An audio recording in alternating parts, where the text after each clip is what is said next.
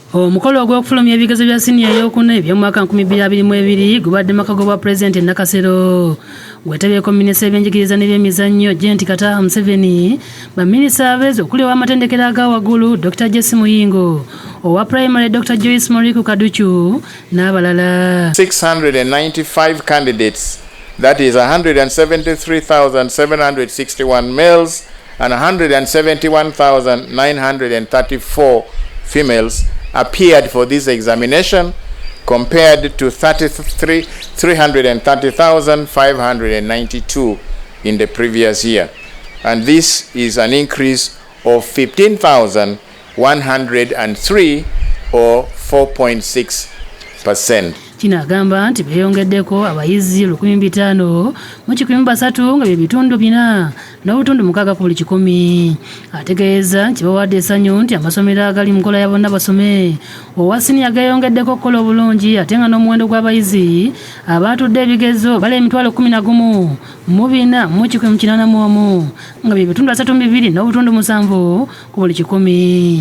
These candidates sat from 3,703 examination centers across the country.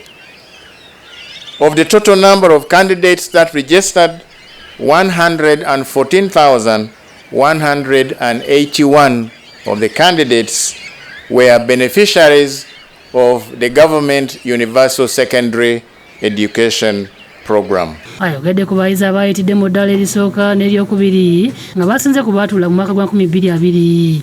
This compares to 12.1% in the previous examination. Therefore, at first grade or division 1, we have an improved performance. Balina okwemulugunya kwonna ku bigezo ebyakwatiddwa, balina okuwaayo mu nnaku 15 zokka okuva kati.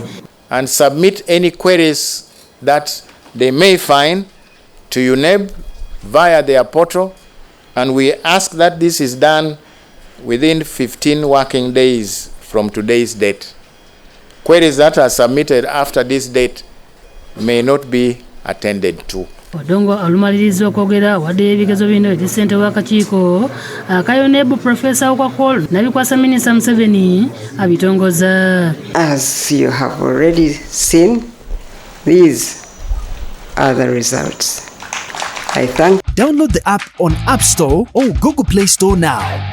Vision Digital Experience, the future of media.